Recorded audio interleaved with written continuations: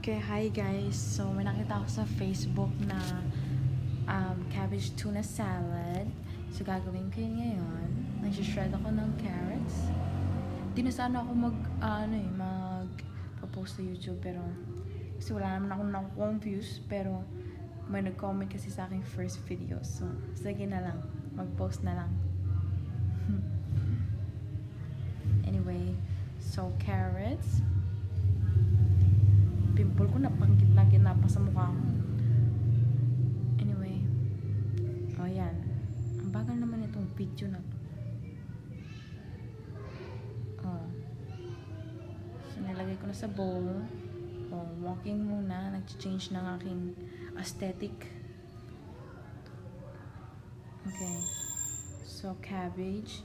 Lettuce sana pero cabbage na lang.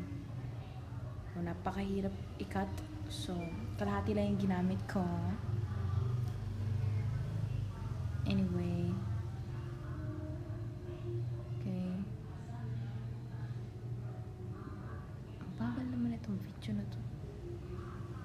2 times speed na to ah. Bagal ko pala mag-cut. So disappointing. Anyway, so thinly slice. Tapos, cut like that. Basta nakikita nyo naman yung video, follow nyo na lang.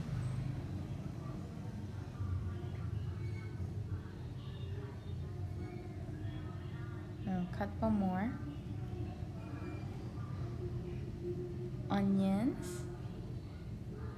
Yan na, naglalabas na ako sa sama ng loob kasi syempre, pag onion talaga kinakat, na yung sama ng loob mo lumalabas bigla ka na lang umiiyak eh. So, cut nyo rin yung onions kagaya ng pagkakat ng ng cabbage. Seryoso. So serious. Ayan na. Umiyak na. Oh, tumatama na ang onions. Okay lang yan. Dalawang onions kasi maliliit lang naman.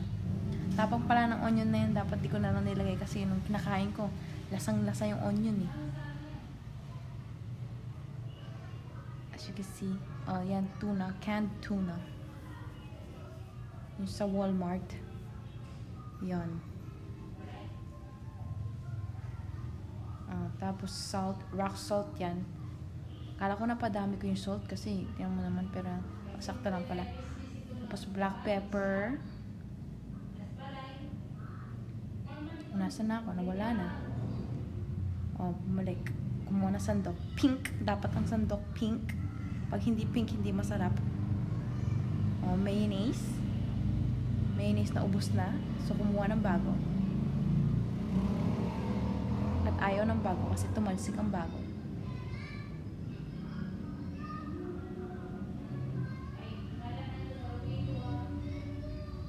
Mix. Hindi ko alam kung naririnig niyo yung motor sa likod, pero napakaingay. Oh, mix. Tapos nilagyan ko to ng cheese nung kumakain na ako kasi nakalimutan ko lagyan ng cheese. Yung onion, sobrang lasa na naalala ko tuloy na may cheese sa rep. So nilagay ko na yung Eden cheese. Dahil ang Eden cheese ay yummy.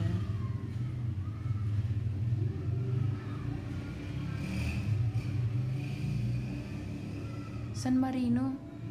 Wala na kasi kami San Marino eh. So, canned tuna yung nilagay ko na sa Walmart.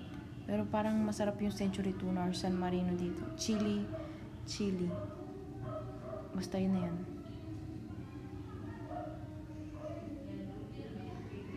Pagka San Marino or Century, parang hindi mo na kailangan ng salt and pepper. Parang yung oil niya masarap na eh. Oh, taste test. Yummy. Hindi halata, pero oh, nakita niya yan. Nod.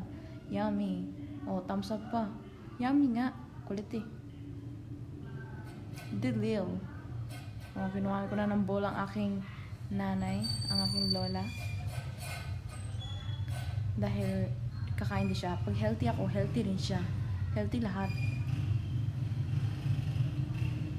Taste test din siya. Pero syempre ang kanyang mukha hindi it's very underwhelming, pero masarap daw. Oh, may mga labahan pa sa likod. Yes, naglalaba ako. Sabi niya ano daw yun, yung nilagay ko dyan. So, na-explain ko ano nilagay ko. Alam nga, na-explain ko pa sa inyo, pinakita ko na nga eh. Oh, tingnan nyo. Masarap daw, pero ganyan yung itsura niya.